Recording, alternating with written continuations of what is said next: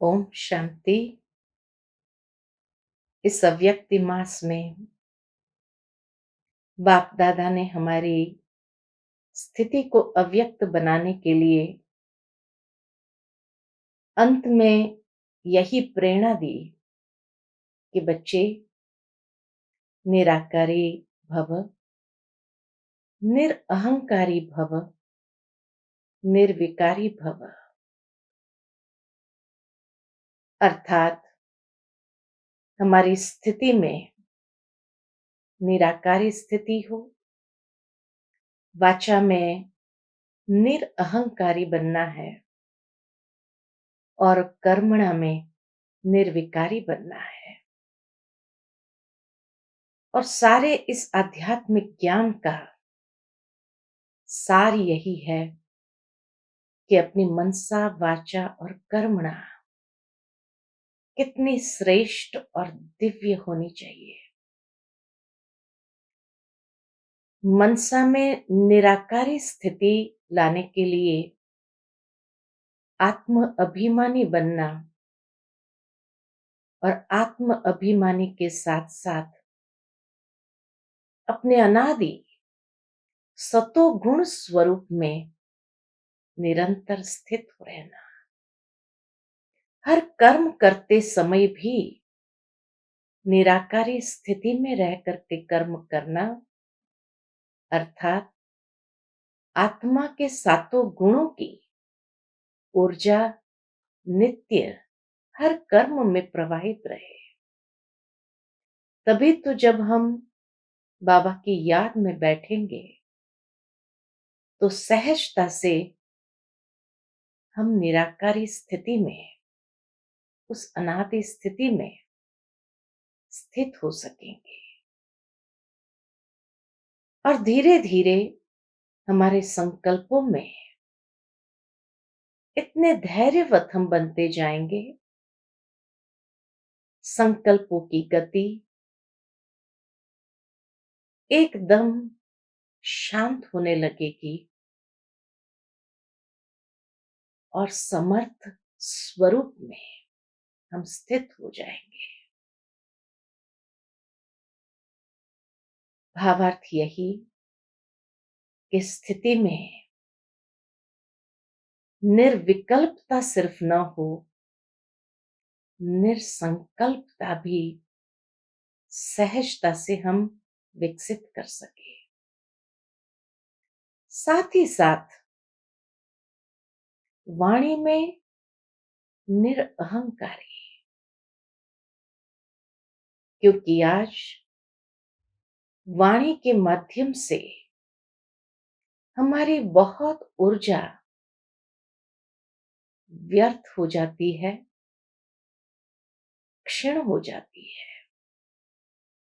और उसमें भी अगर अहंकार वाला या अभिमान वाला मैंपन और मेरेपन का प्रयोग होता है तो बहुत ऊर्जा क्षीण हो जाती है। इसलिए जब बाबा ने निरअहंकारी कहा, अर्थात वाणी में निमित्त भाव, निर्माण भाव, हर समय ये स्मृति रहे, करन करावनहार बाबा करा रहा है। मैं निमित्त हूं, करनहार हूं। इस विधि से धीरे धीरे वाणी में भी सहजता, सरलता, निर्माणता आने लगेगी, जिससे उपराम होना स्वाभाविक है। और तीसरा, कर्मणा में निर्विकारीपन, अर्थात विकारों में अहंकार आ जाता है, परंतु फिर भी बाबा ने अहंकार को अलग करके बाकी सब विकारों में भी सहजता से हम जीत प्राप्त कर सके। क्योंकि जब कर्मणा में कोई ना कोई विकारों का अंश होता है, तब जीवन में अनेक विघ्न भी क्रिएट होने लगते हैं और वो विघ्नों को पार करना बहुत कठिन होता है। विघ्न से लड़ना, उसके ऊपर विजय प्राप्त करना, उसमें काफी समय व्यर्थ चला जाता है। इसीलिए कर्मणा में जैसे जैसे निर्विकारी स्वरूप हमारा बनता जाएगा, वैसे निर्विघ्न सहजता से हो जाएंगे। अर्थात अगर विघ्न आए भी तो जैसे पानी पर लकीर, वो विघ्न हमारी आंतरिक स्थिति को, हमारी ऊर्जा को कम नहीं होने देंगे। और इस तरह से जीवन में हर विघ्न के ऊपर सहजता से विजयी स्थिति का अनुभव करेंगे। क्योंकि अब जैसे जैसे अंतिम समय की ओर आगे बढ़ रहे हैं, अगर अभी तक भी अपनी ही कमजोरियों के कारण विघ्न क्रिएट होते जाएंगे, विघ्न सामने आते जाएंगे, तो कभी कभी वो विघ्न हमें भीतर से हिला करके कमजोर कर देते हैं। इसलिए बाबा ने कहा कि बच्चे, अपना स्वरूप ऐसा हो कि कर्मणा में छोटे से छोटी कमजोरी भी हमें भीतर से कमजोर न करे, लेकिन भीतर से हम सशक्त रहे। हर परिस्थिति, हर समस्या के ऊपर विजयी आत्मा रहे और सहजता से बाबा के याद में समाने का अनुभव कर सके। इस तरह की जब अवस्था हो जाती है, निराकारी, निरअहंकारी, निर्विकारी, तो हमारे चारों ओर सकारात्मक ऊर्जा का प्रभामंडल विकसित होगा और उस सकारात्मक प्रभामंडल में हम आत्माएं हर प्रकार के अंतिम सीन में भी सुरक्षित रहेंगे। क्योंकि यही दिव्य प्रभामंडल हमें हर रीति से सुरक्षा कवच बन करके हमारी स्थिति को सेफ रखेगा। इसलिए बाबा के ये महावाक्य सारे ज्ञान का तंत्र कहो, सारे ज्ञान का सार इसी में समाया है, या ब्राह्मण जीवन के संपूर्ण अव्यक्त स्वरूप का साक्षात्कार कराएगा।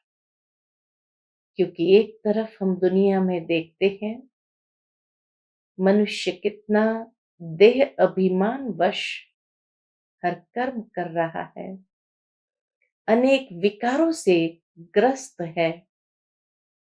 वहां जब ऐसी आत्माएं दुनिया के अंदर अपनी स्थिति बनाती जाएंगी, तो यह परमात्मा साक्षात्कार सहज कराएगा और स्वयं को भी फरिश्ते स्वरूप में सहजता से अनुभव कराएगा।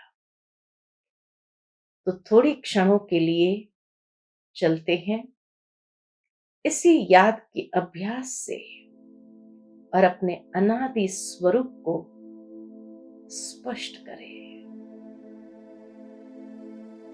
कुछ क्षण के लिए स्वयं को अपने अनादि स्वरूप में, परम धाम में महसूस करें। मैं आत्मा निराकारी स्वरूप अशरीरी हूं।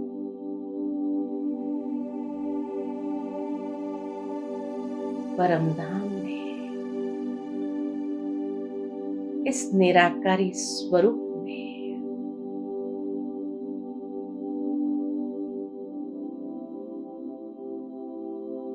मैं आत्मा अपने अनादि स्वरूप सतोगुण स्वरूप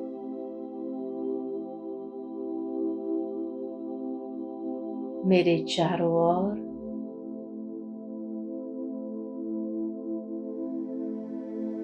अपने दिव्यता का प्रभा मंडल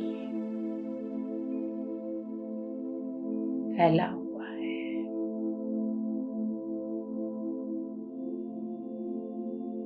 मैं आत्मा अपने दिव्य पवित्र स्वरूप में संपूर्ण स्वरूप में स्थित हूं।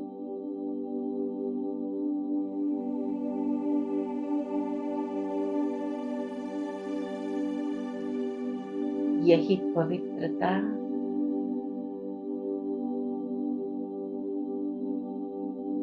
भाव और भावना में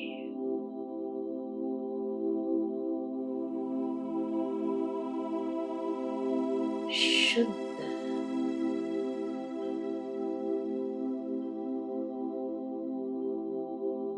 निर्मल कर रहा है।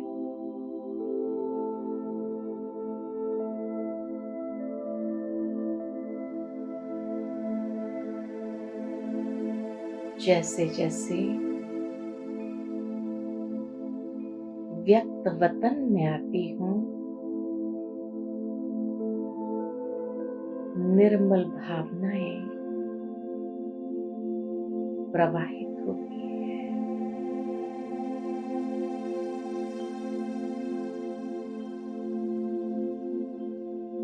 और निमित्त भाव निर्माण भाव को जन्म देता है।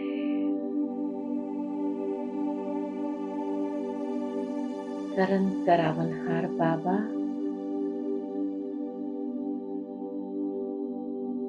मुझ निमित्त आत्मा द्वारा करा रहे हैं।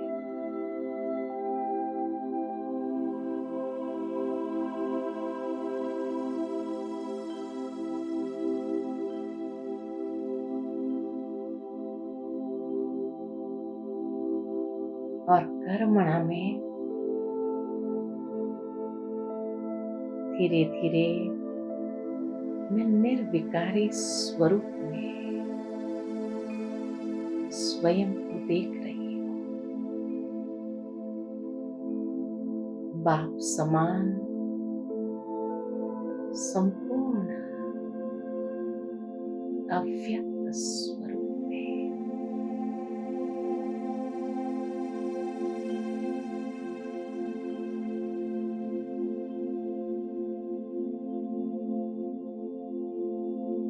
ओम